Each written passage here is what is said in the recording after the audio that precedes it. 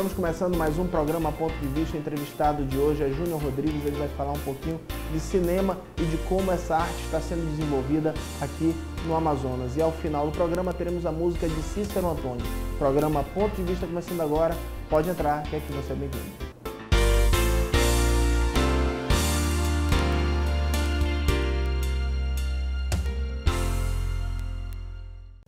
De volta com o programa Ponto de Vista, o entrevistado de hoje é Júnior Rodrigues. Vou falar com esse caboclo de Anuri, que veio de Anuri com o sonho de fazer cinema. Na verdade, não foi bem essa história. Como é que foi quando você chegou em Manaus e disse: eu não quero, não vai dar para eu fazer medicina e eu quero fazer cinema? Eu sou um cineasta acidental, né? Eu nunca pensei, na verdade, em fazer cinema. Eu era um bom contador de história, conseguia seduzir os meus amigos com as histórias na esquina da minha casa, nas noites de lua cheia, era eu quem lia a literatura em cordel, para a cabocada lá ficar com medo para voltar para casa assustado, e acabava aí. Eu era um bom contador de história, assim, eu gostava de contar história, e talvez isso me ajudou muito, me incentivou muito a ir pro cinema, né? Essa coisa de contar história. Mas inicialmente você não seria cineasta, sua ideia era outra. Minha ideia era outra. Eu queria ser médico neurocirurgião, tinha uma ideia fixa. Eu achava que na medicina eu ia me dar melhor, né? E tal. Mas perdi o curso no estadual, fui estudar numa escola chamada Rodrigo Otávio, que ficava no distrito, e só tinha vaga para eletrônica. E um dia, voltando para casa do curso de eletrônica, vi uma senhora reclamando do cara que tinha uma casa que estava escrito Conserta-se TV, a casa caindo aos pedaços, e a mulher estava reclamando da válvula que ele tinha trocado e não sei o que, blá blá blá. E eu achei que aquilo não era uma profissão para mim, né? Aí realmente fui de férias para Bacero, onde estava sendo feita uma produção alemã, e nessa produção eu já comecei a trabalhar com cinema. Mas falando um pouquinho antes de entrar, me conta um pouquinho dessa sua história com a medicina. Diz que você consegue ver tudo, consegue ver todos os tipos de filme, mas na hora de cortar uma pessoa é impossível. Não dá, eu acho que eu descobri muito cedo que eu tinha fobia a sangue, né? Como é que você queria ser médico com fobia a sangue? Foi isso que o médico falou. Dr. Gamaniel, ele falou: rapaz, você não tem muita chance não, porque na tua profissão tu vai ter que ser um pouco, né, carniceiro, frio. Né? Frio, né? E eu falei: então se eu não consigo, ele falou: fobia de sangue é uma fobia difícil de tratar, porque quem tem medo de qualquer, mata nem carapanando no coisa, porque não vai ver. Então eu fui desistir disso. E como eu entrei em contato com o cinema aos 15 anos de idade, talvez eu vi ali uma possibilidade de ser roteirista, de contar a história dos filmes.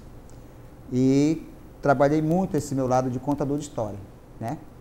Comecei a colecionar histórias, tanto é que dos meus 18 anos até meus 21 anos, eu viajei vários municípios do estado coletando histórias, correndo atrás de histórias de lendas, histórias das pessoas, registrando o cotidiano alimentar, registrando o cotidiano de trabalho, as frutas de época. Então eu fiz uma certa coleção de histórias amazônicas, né, até meus 21 anos. Aí depois, sempre no intervalo eu ia fazendo filmes. Passou-se aí 17 anos, eu já tinha feito 8 longas, sempre para essa televisão alemã, tinha filmado no Amazonas, em São Paulo e na África. Foi aí então que eu tomei um pouco de coragem assim de assumir o meu lado cineasta, assim, de querer fazer cinema mesmo. E a reação da família quando você disse: hoje eu quero ser cineasta?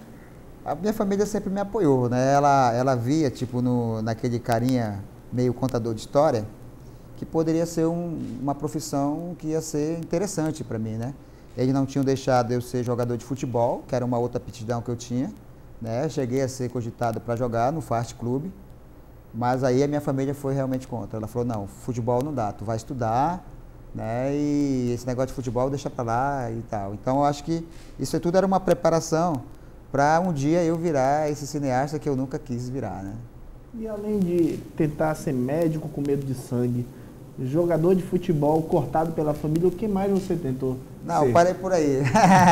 Eu fui, dos meus 21 anos de idade até meus 24 anos de idade, eu trabalhei no mar indígena, eu fui dar aula para índios, achava que deveria ficar ali o resto da vida, porque gostei muito do emprego, achava aquilo um desafio tentador, estava no meio da Amazônia, vivendo de uma forma altamente natural, né?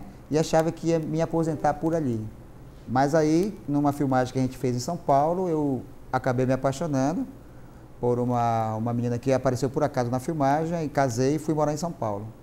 Quando fui morar em São Paulo, conheci já tinha conhecido, mas fiquei muito amigo de uma pessoa chamada Jean-Claude Bernardet, que era o catedrático de cinema da USP, né, que foi o cara que formou vários e uma geração de cineastas passaram pela mão dele, e ele foi me dando uma força nessa minha vontade de ser roteirista, né? E eu sempre escrevi meu roteiro, sempre guardei, né? Como eu não queria ser diretor de cinema, eu ficava nos roteiros e buscava uma forma de filmar.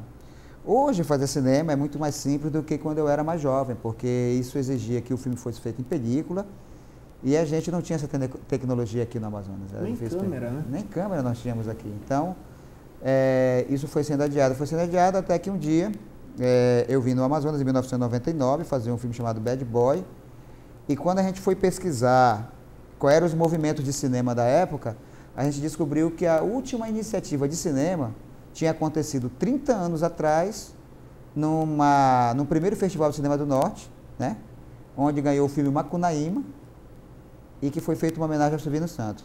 De 69 até 99, o cinema amazonense simplesmente adormeceu. Márcio Souza foi ser escritor, Céu da Vale foi dar aula na UFAM, Tom Zé virou professor da UFAM e criou um cineclube, Narciso Lobo virou professor da UFAM, e eram os nossos ícones do cinema, né? E esses caras resolveram tocar outra vida. Joaquim Marinho migrou para a rádio, migrou para outra coisa, e esse cinema ficou ali adormecidinho. Quando em 99 eu descobri que não se fazia cinema no estado, e já tendo feito cinema há 17 anos, eu disse, poxa, está na hora de dividir com essa moçada aí, que com certeza quer fazer cinema, toda essa minha experiência, né? Tudo isso que eu aprendi nesses 8 longa-metragens. E quando eu voltei para cá, e começamos um movimento de cinema que rendeu bons frutos, eu achei que foi uma coisa bem oportuna. Vou só fazer um pequeno intervalo, volto já já com o programa Ponto de Vista.